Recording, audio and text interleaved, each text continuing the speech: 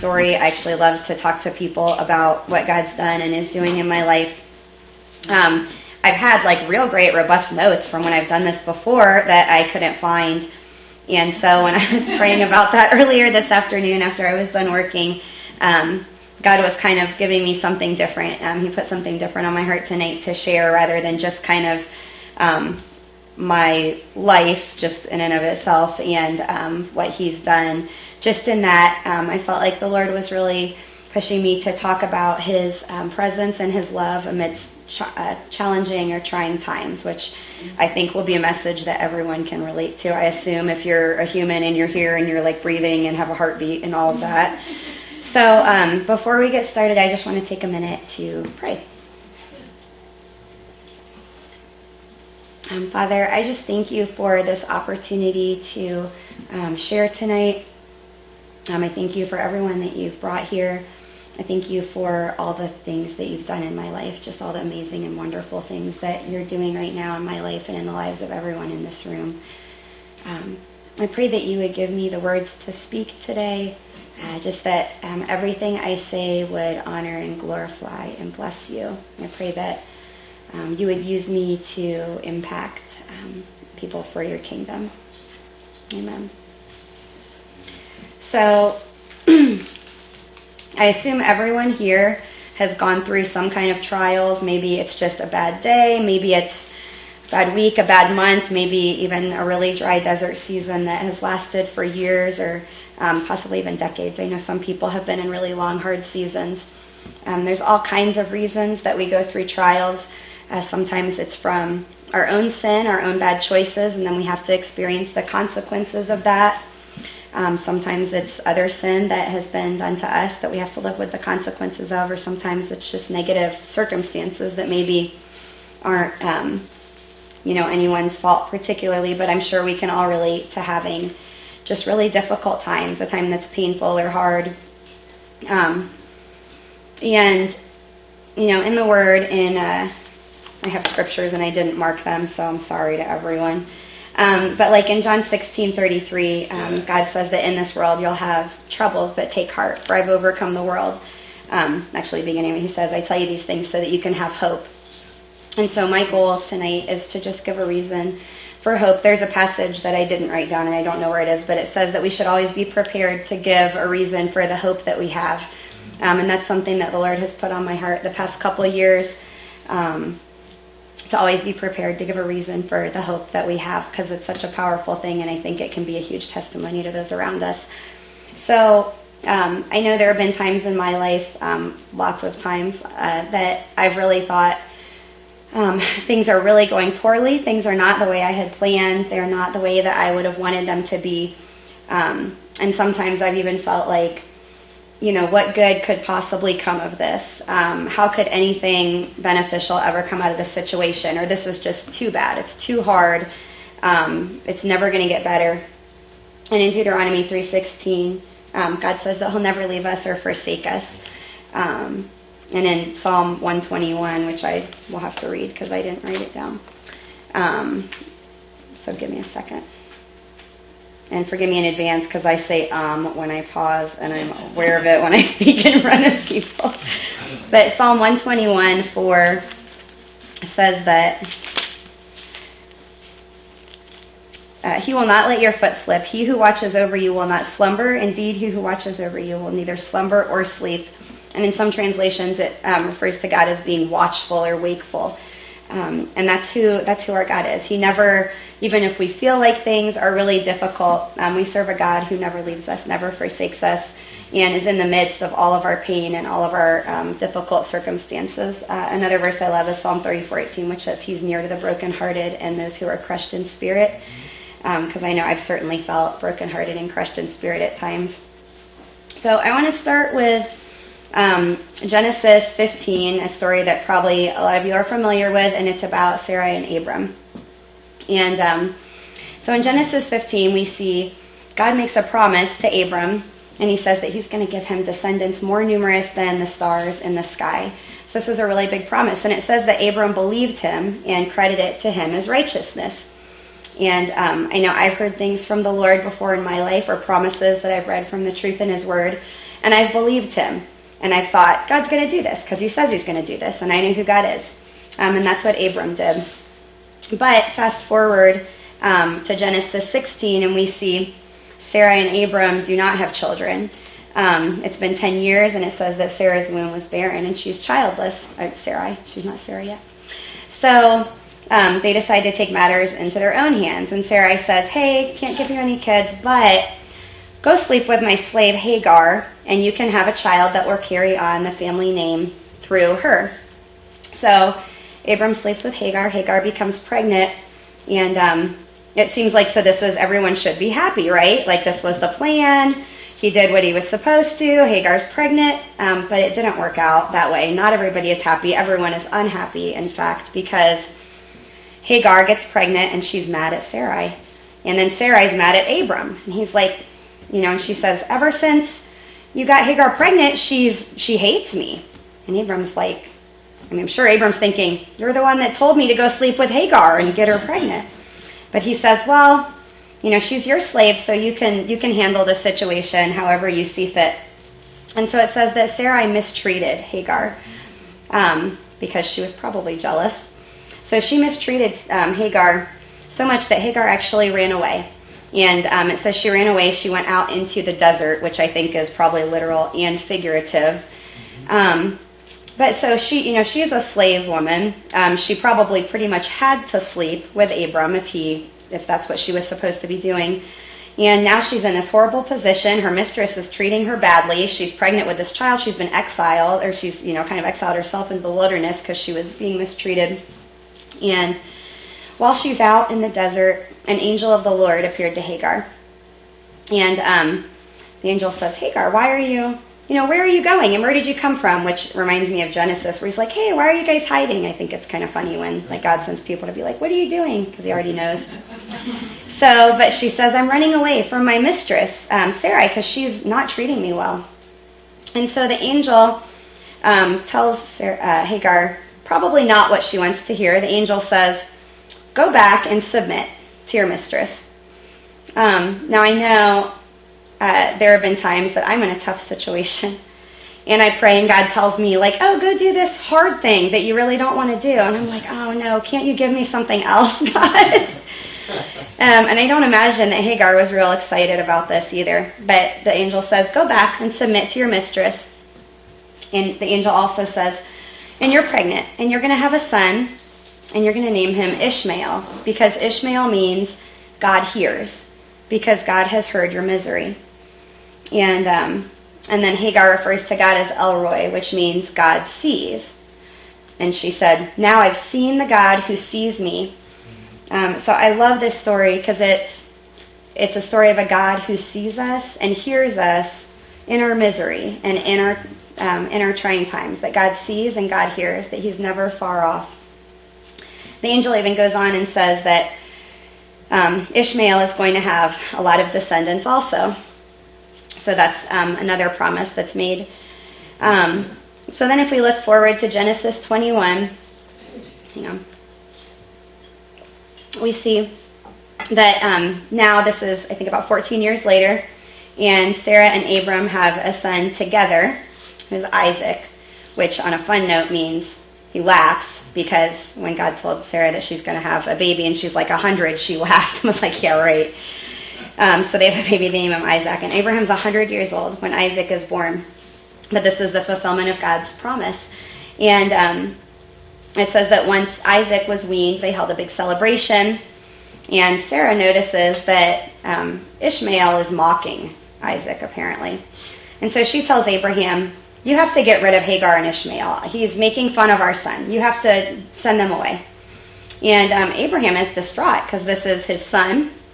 But he does what Sarah wants him to do. So he packs them up with a small amount of supplies the next morning. And he sends Hagar and Ishmael out into the wilderness. And when they're out there, I'm sure Hagar is completely distraught. And it says that she actually leaves Ishmael by a bush or a tree to die. And she says, I'm just going to leave him there because I can't bear to watch my son die. She's just kind of given up. We're just exiled into the wilderness. I can't do anything. And God intervenes, and she's told, no, go get your son and bring him back with you, because remember, I told you he was going to have many descendants. And I think when we look at these, we're so quick to forget God's promises. At least I know I am. We see he promised Abram something, and then Abram and Sarah got impatient, and so they decide to try to do things their own way. And then same with, this promise is made to Hagar when she's pregnant with Ishmael, that God has a plan for Ishmael's life. But when she gets sent away by Abraham, she's quick to say, oh, it's all over. He's just going to die. We can't do anything. And God's like, hey, remember, I have a plan. I have a promise. That's right. And I think we see this throughout the Old Testament over and over with the Israelites, just constantly kind of making the same mistakes over and over, and then coming back and saying, oh, no, we're going to do it right this time. And then, oh, just kidding, we're going to not do it right. And unfortunately, I've seen that play out in my own life and in the lives of people around me that I love. I think we're so quick to try to take control if we think God isn't working fast enough or the way that we want, or just to forget. Looking back, I can see so many things that the Lord has done in my life, that he has done really amazing, miraculous things. But when I'm right in the thick of something really hard, it's easy for me to feel overwhelmed and just think, oh, this is never going to work. Nothing good could ever happen. Even though I could look back and be like, oh, but every other time, that's not what happened. But I'm so quick to forget. So I wanted to share a little bit of my own story, and just about one thing in particular that God has really done in my life. So I grew up, I did not grow up going to church. I did not grow up in a Christian home. We went probably occasionally, maybe sometimes on Christmas or Easter, or visited churches, or maybe I went to vacation Bible school with a friend or something. But I did not really grow up having any kind of relationship with the Lord. I knew Noah's Ark and Jonah and the whale and some of the Bible stories from going a few times here and there.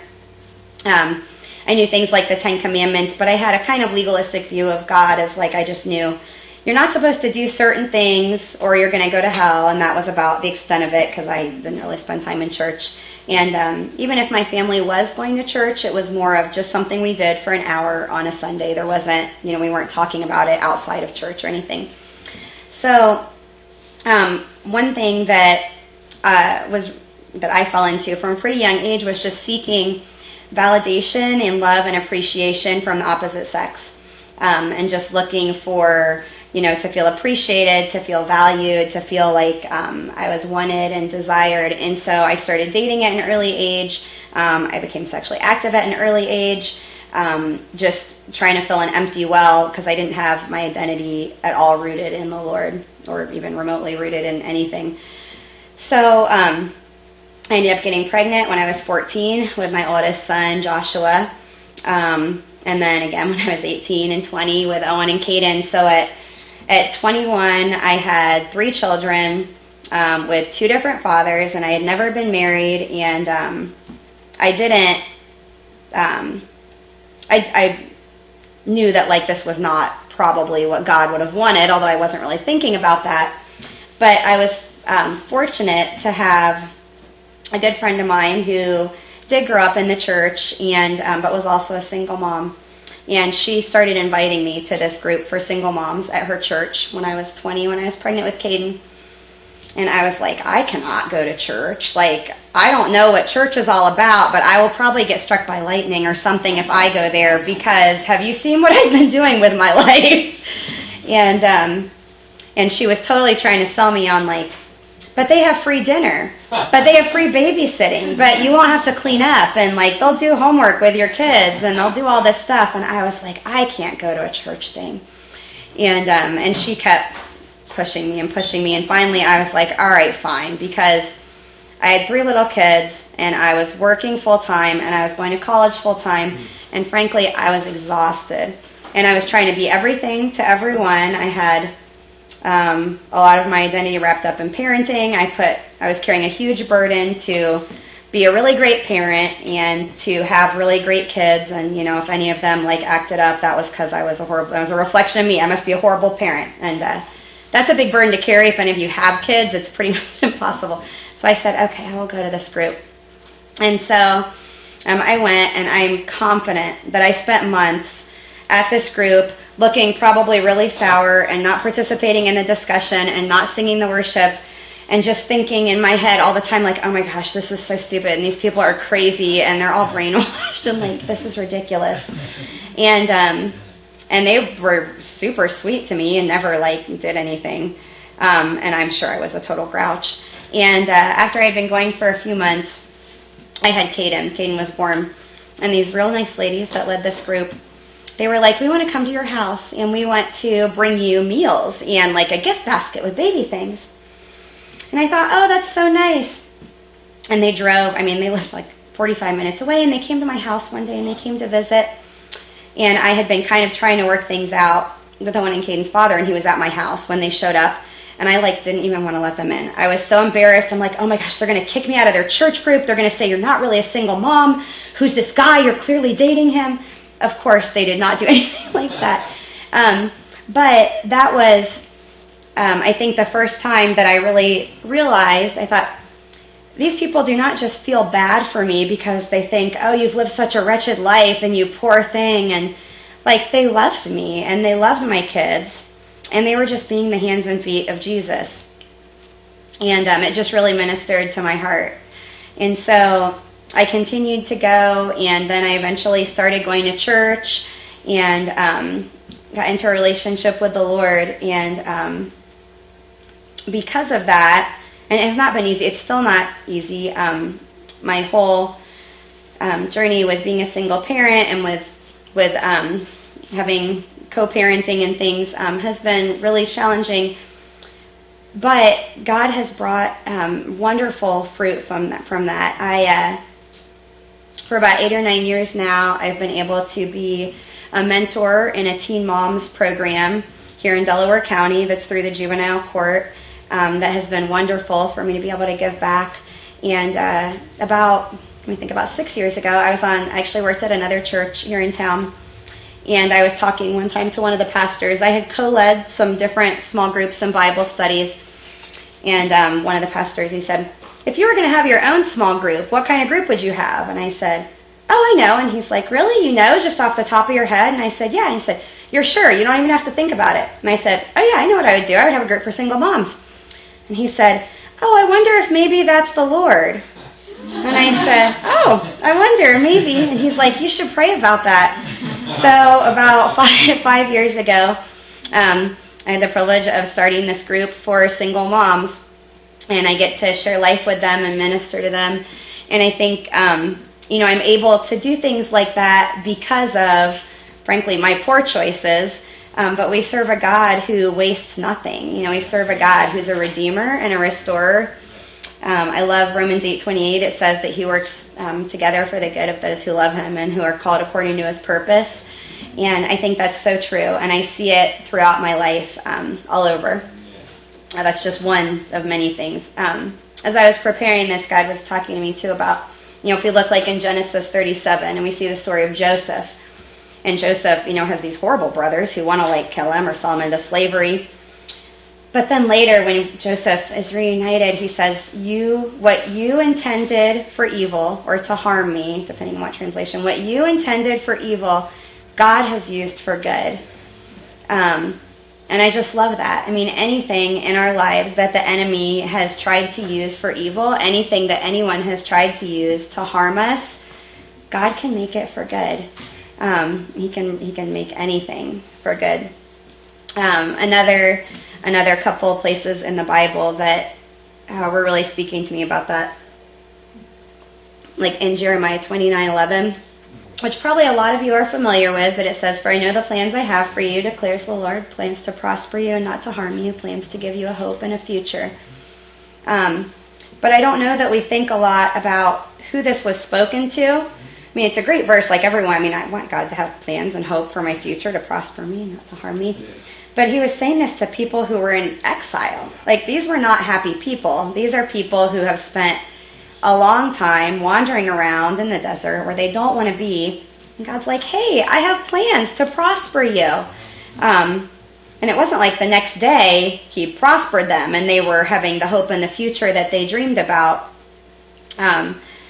and so I think even in our own lives, like I love verses like Jeremiah 29:11, but it's tempting to think, I want that right now, right? Like I want the hope for the future, like my future that starts like in an hour.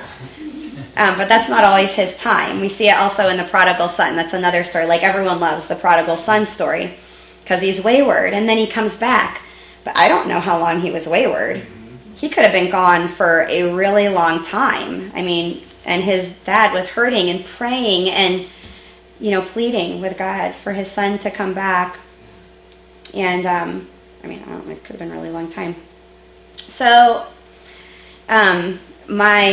I guess the takeaway and my encouragement is just to remember that no matter what, God wants us to take heart and to have hope and peace from him, because there's nothing that's too big for him to redeem it, and there is never anything that we do or that is done to us that puts us in a position that we're too far gone. God's never like, oh, you really blew it this time, I can't work with you anymore. Even things that we can't possibly imagine how he could bring anything from it, he finds a way to do amazing things. We serve a God who brings beauty from ashes. And so the story I shared about my being a mother and stuff is just one like tiny thing. I have a whole lot of stories that I would love to share with anyone about. God has just done really great things in my life in a lot of different ways. I've had my fair share of not so fun situations that are my fault or not my fault, both. But like in 2 Corinthians 12:19, Paul talks about boasting in his shortcomings. And I love that verse because I love to boast in my shortcomings, because that's where God's light shines. Like God doesn't need perfect people to talk about his goodness, because you don't need God. So if anyone would love to hear anything else, I am mostly an open book, and I love to talk about just how God is working and redeeming a whole lot of brokenness in my life, because it's a beautiful thing, and I just want to honor and glorify him with that. So, and then just on kind of a humorous note, if anyone's trial is a prodigal in your life, someone that you maybe have been praying for a really long time to come to know the Lord, I have a quick story about God's sense of humor. So like I said, I didn't grow up going to church, and I did work in real estate for several years. I stopped working there shortly after I started coming to church, but one time we had this family that was moving to be closer to their church. They lived, like 20 minutes from their church or something, but they wanted to be like in the same neighborhood as their church. They had a bunch of kids. They were going to like uproot their whole family, switch school districts and everything to be at their church. And every time I had to talk to these people, I thought, these people are nuts. Who moves to be close to your church? You only go there one time a week. Like, why does this even matter? And we worked with them for several months, and every time I was like, this is so bizarre, and they are clearly crazy, because you don't even spend time at church. Like, who does that? And about 5 years later, I was working full-time at a church and involved in almost every ministry there. So God has a sense of humor. He's like up there laughing at all of our perfect plans and like, I have such better things for you. So if anyone ever wants to ask me, I'm more than happy to share. I have lots of other stories that I'd love to share about what God's done in my life and is doing right now. And if anyone would like prayer, I'd be happy to pray with anybody.